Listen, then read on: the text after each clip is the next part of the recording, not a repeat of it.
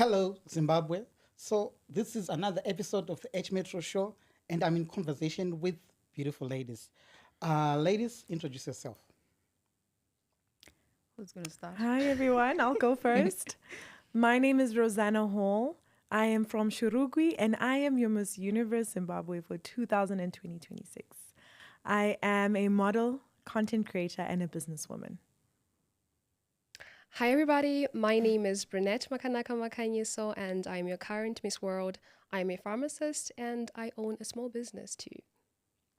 Salbonani, Yuzalamu Virginia Kopelitsa Basijana Tlo Nyambe, Intombi Yago Bulawayo, and I'm the reigning Miss Intercontinental 2026. And I'm an endometriosis advocate and I love gym.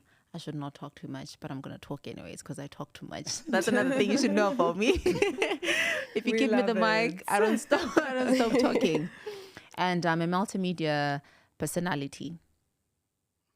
Okay, welcome to the H Metro Show. I'm Tifazi Wazamoy, the boss, your host for today.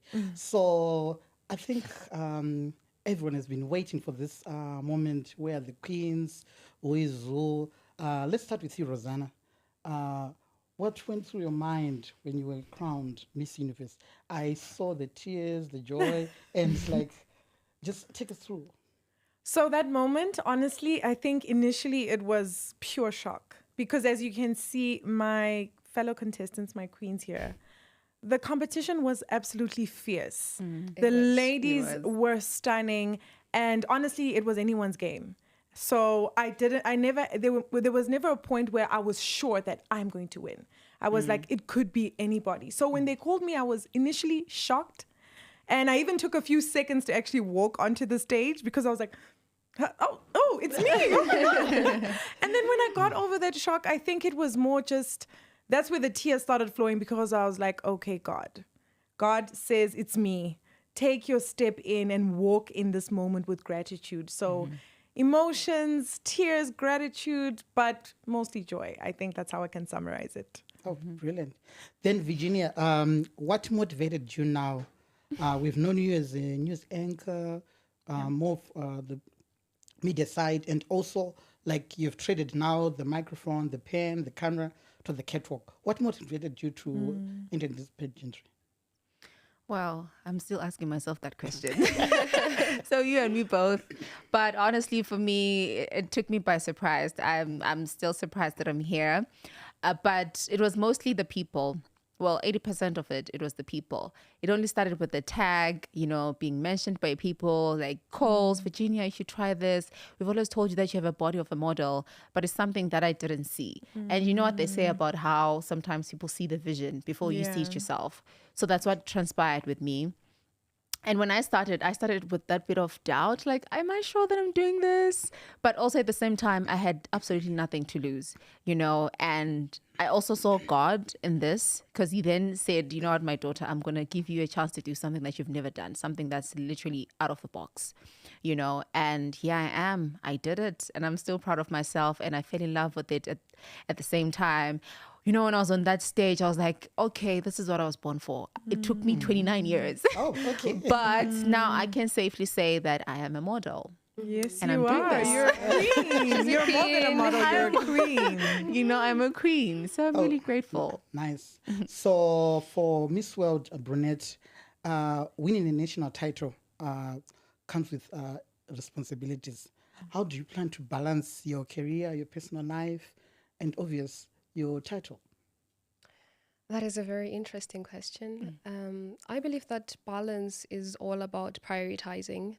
I think that this title is a very big responsibility because in some way I am an ambassador for Zimbabwe. What I do reflects the culture of my people, however I act, my behavior. So I think it is one of my highest priorities how I carry this responsibility with me. And at the same time, I'm very lucky that I have a very strong support system. My family and the organization itself is very amazing at supporting us as girls. So it helps me to balance my work as Miss World and also continue pushing through my career so that I don't have a dominant part of my life being stagnant because of the crown. So it's something that I'm still trying to figure out because it's just been a week since I've been crowned Miss World. Let me not get ahead of myself, but I'm still trying to figure out how I can prioritize. But I think I'll get the hang of it. Oh. Roseanna, I think for the past 10 days, there was this debate. You were once a judge and you came back. And from the research, they said that it's allowed. You can be a sound guy. You can be also an MC. Then you're allowed to take part of the Miss Universe pageant, considering that you have the criteria. You meet the criteria, the requirements. So your journey in pageantry spans several years. I think you've been Miss Diaspora, and how has the experience prepared you for this moment and the responsibilities? So thank you for that statement and question. I do appreciate it. I think my journey in pageantry started actually when I was 17 years old. I don't know if a lot of people know that. But at 17, I represented Zimbabwe at Mnet Face of Africa. I was one of the youngest contestants, and we got to travel all around Africa. And basically, at that age, I had the responsibility of shouldering my country. And it really taught me a lot. I think I had to grow up in a short space of time. But it sort of put me in the spotlight and allowed me the opportunity to actually get comfortable with being in front of the camera. Being on a stage. I mean, we got to meet people such as Naomi Campbell. Wow. You know, nice. so That's amazing. from that, it was really, really amazing and humbling to meet her. So from that age of 17 till now, I think every single journey that I've been part of, every single pageant, you mentioned Miss Zimbabwe Diaspora, and then also I was the second princess at Miss Teen Zimbabwe. So my journey in pageants, in as much as I took quite a bit of a hiatus, the time that I took apart was actually preparing me for this role that I'm currently in. Everything that I did, now I see that God had ordered my steps to reach me till this point that I am now. Yeah. And then for the past 10 years, your victory has generated significant public discussion. I'm sure you're aware of that. How have you 10 been? years or 10 days? 10 days. I said 10 days. 10 days, come on, girl. 10 years. It felt like 10 years. Still, Let's go okay, with that. all right. So let's put it on 10 years. How have you handled both praise and criticism following the crown? So I believe that with every position of visibility, it is going to come with praise and criticism. It's just part of the territory. So I understand that not everyone is always going to be happy with the outcome. And that's something that I've made peace with and sort of accepted, and it's okay. I think now my focus is more shifted towards all the love and the support.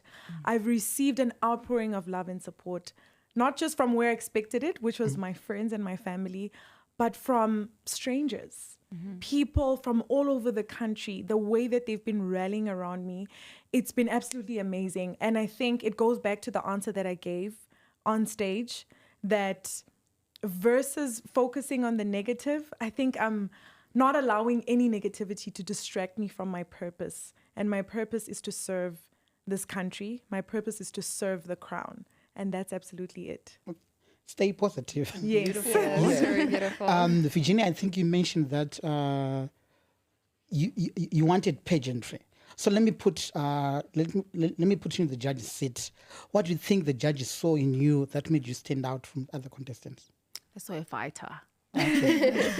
They definitely saw someone who didn't back down, and the energy that I spread with other ladies and how bubbly I was, the confidence that I had, I felt it also. I know that it's not good to blow your own horn, but I had the confidence, even though I didn't know how the outcome was going to look. I had so much backup. The support I had was just amazing.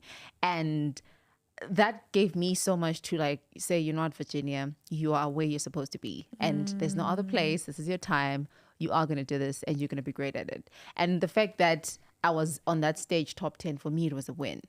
And for them to see me, to say, we are taking you in. And the prejudging was quite hectic also. Yeah. But then the fact that I managed to crack the judges was also a win for me. I said, that I think one of my almost weaknesses that I'm working on is talking too much. I need to know when to stop. That's what media does to you. Okay. So now I need to teach myself how to be a queen. When you go to places, don't be like that, Virginia, want to hug everybody.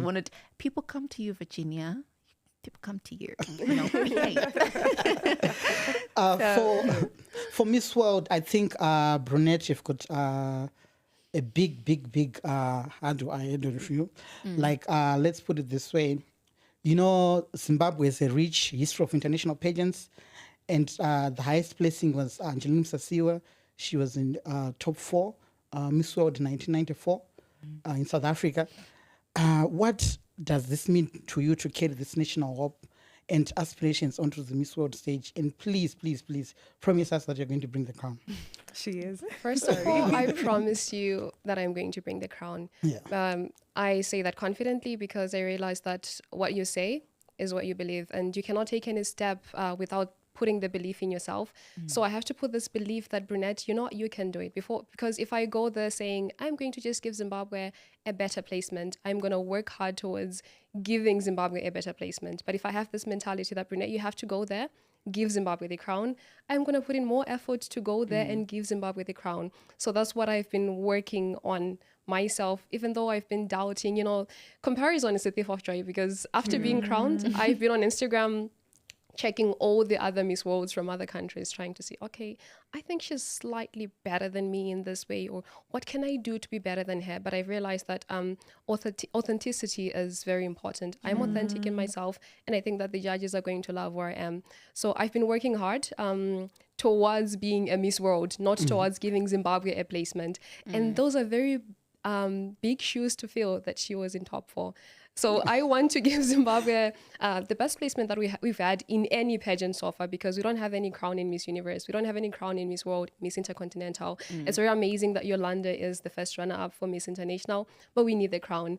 And I believe that this is the time that I do it, or either these 2 girls sitting next to me bring the crown home. So yes. So who has been your biggest source of inspiration? I would say, without a doubt, my mother. I didn't have the most pleasant childhood. I grew up in St. Mary's, Chitungwiza, Kwashigovanyika. To those who live in St. Mary's, this is where I come from. This is where I lived for the larger part of my life. And life was not very easy. There were moments that I didn't know what I was going to eat, but I had my mother. She was there to support me through everything, and she was the only one who stood by me. And I think that her strength reflects in me. Her strength inspires me to say that under those circumstances, if she thrived to make sure that I was fine, I have to also show that same strength. And just looking at her inspires me to be to be a better woman than I am, and to go to further heights. Interesting. It's beautiful. Beautiful. So, Roseanna, you know, Zimbabwe will be watching closely as you prepare for the Miss Universe competition. What areas are you going to be focusing on as part of your preparations for the international stage? I'm sure this is Puerto Rico, November. Yes. So as I prepare myself from Puerto Rico, I think firstly, my focus is going to be on my social change initiative, which is highlighting and bringing attention to mental wellness issues and economic empowerment. My advocacy, which is Beyond Survival Sisterhood, a movement that's dedicated to helping women move beyond survival mode and into sustainable thriving by connecting the 2 things I mentioned, mental wellness and economic empowerment. So I'm really going to be working hard to ensure that I make a change and make an impact in the mental wellness space. Aside from that, I think it's going to be very important for me to work on the physical attributes like, you know, deportment, grooming, my walk. There's a lot of areas which I know I need to really perfect so that it comes on that, you know, that international level. And then aside from that as well, you know, my calendar of events, ensuring that I'm attending events, ensuring that I'm supporting people, ensuring that I'm supporting my queens as well. I think there's going to be so much preparation in hand in order to ensure that when I go on the international stage, that Zimbabwe has the best chance of coming back to the crown, as my fellow queens say. But most people know that you are based in South Africa, and are you going to be returning home to fulfill your duties? How do you intend to balance South Africa, Zimbabwe, international commitments, and also as a content creator? Yeah. So my first priority is to the crown. My first priority is to serve as queen. In actual fact, it's always been my dream to actually come back home. I think because of financial circumstances and because I am the breadwinner of my family, I could not follow my heart, which my heart was back home, because I had to fulfill, certain financial obligations.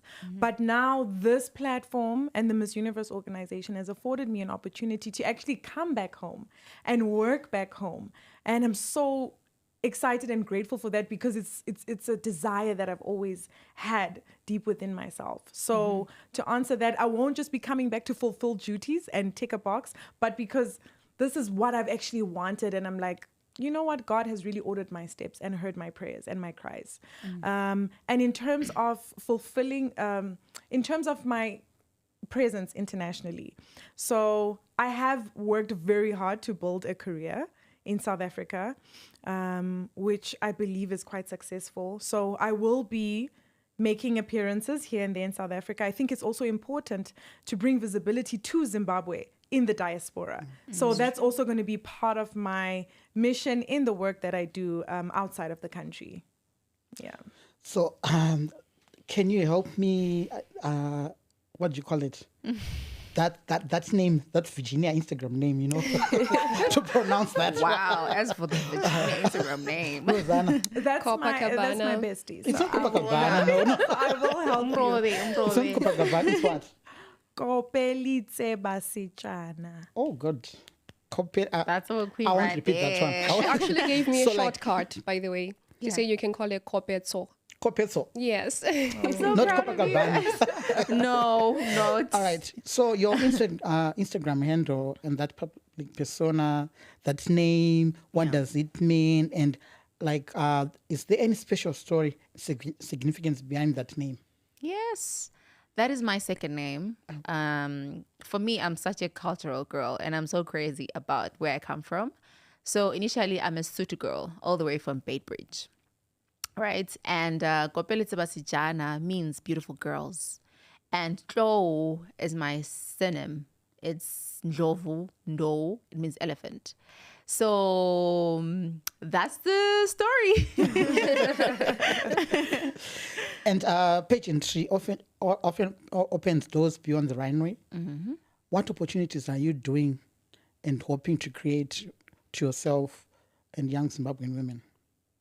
So for me, this is so big, right? And I think a lot of people were saying that, oh, for you, it's easy because you've already have the spotlight already from media, but it's different, because now people get to see my purpose. Like, what is it that I'm crazy about? What difference am I going to make, within the society? Because I came on board about endometriosis, women's health. I'm looking at having endometriosis spoken about in the government, parliaments, you know what I mean? Things like that. So that like when we sit in tables, we know that women don't feel like as if they're not enough because of their conditions. So I don't really like people feeling sorry for me or pitying me because of my condition.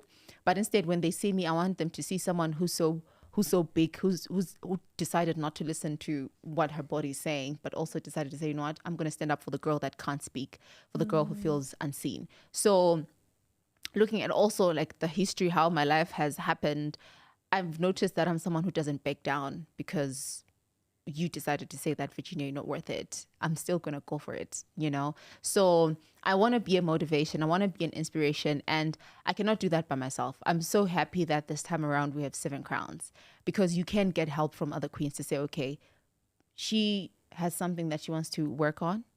I could help her out. Same thing, like what Rosanna had said earlier on. So it's not really about me alone. For me, I took it as upon as all of us were going to do together and try to make a difference. And we all want to make a change at the end of the day. She wants to put a smile on that girl that, or sekaya, hleziyo laphana enkai, echitungwiza, eshurukwi, emarondera, in different places. So I can still go there in Marondera and make a difference, even if I'm a Bulawayo girl. And I don't want people to see me as just a Bulawayo girl. I want people to see me as a Zimbabwean girl who's going to make a difference. So we should then stop with the, I'm from, I'm from, because we're here together. And it's been quite an amazing journey. And I like how this year it's different. We have 7 crowns. And 7 crowns. That is just big. If we don't make a difference as ladies, 7 of us, then we definitely have a problem. because this is like a trendsetter. History in the making. Yes. Yeah, history in the making. So what message are you giving the young girls across Zimbabwe who are looking up to you today? Well, I need you to listen to me today, Yolanda, Sihle, Ruvimbo, wherever you guys are. Your circumstances are not too big and you're not too small. You know, no matter what people tell you, don't ever listen to them. For me, I don't know how many careers I've had, but I'm sitting here today. I have added another one on top of my 15 that I have. Different. Some of the things that I didn't even go to school for. So it's about how you need to understand that if you have a dream, go after it. And also God, as long as you're God's girl. And I love how all of us here are anchored, you know, with God. As long as you're God's girl, you always know that you can never go wrong with what you want to do. And if the Lord says, Virginia, this is what you're supposed to do, then you're definitely going to do it. But you are going to experience people that are going to tell you that you're not good enough. Please don't listen to them. Just follow the dream. And we are here to support you and make sure that we believe in what you want to do. So never back down. Go after your dreams and affirm. Remain a fighter. Yes, fight. To you, Miss World, your message to the young girls who are looking up to you? My message is a bit similar to Virginia's. Mine is circumstances should never define your potential. You can go out there despite where you started from. Nothing can stop you. As long as you believe in yourself that I want to do this, you can achieve greater things. The most important thing is to value your purpose over perfection. Not everything has to be perfect. Before I entered this pageant, I was very worried about so many things. I was worried about my walk in heels. I was worried about if I could compare to the other girls. I was worried about my height. I felt like I was not tall enough. I was worried about my body, my face. And I think all those insecurities that we have as human, even though they're normal, they should not stop us from achieving certain things that we want, because I put all of that aside and I'm sitting here in front of you as Miss World Zimbabwe. Despite all those little things that I had, I'm still here. So I think that the most important thing is to not worry about the imperfections, is to always remember that your purpose comes first before perfection, and go for whatever you want. And who knows, God might bless you enough and you can achieve greater things. Then there's this statement that beauty pageants today are about more than appearance. What qualities and values do you believe a modern Miss World Zimbabwe should embody, and how do these qualities define you? I think that a Miss World, first of all, should be someone who is very compassionate. In Miss World, we have this program that we have that is called Beauty with a Purpose, where you show what you're using your beauty, how, like, the impact that your beauty is making in societies. So I think that one of the most important values before anything is compassion. You have to show compassion to our societies, and also you have to be very respectful. To be someone who is ready to carry on the responsibility of being a Miss World, because this title is very big. As I said before, you are an ambassador to Zimbabwe.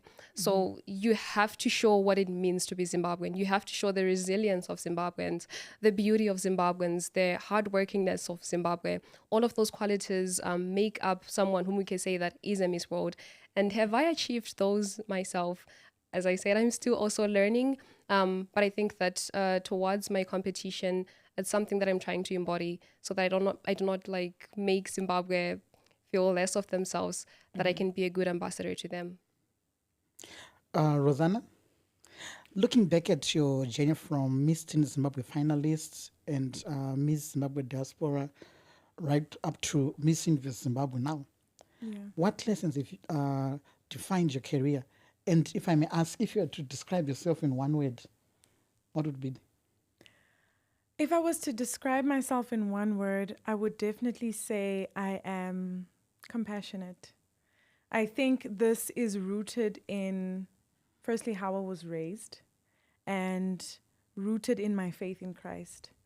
I think Christ was an example, an ultimate example of humility. He laid down his life for us.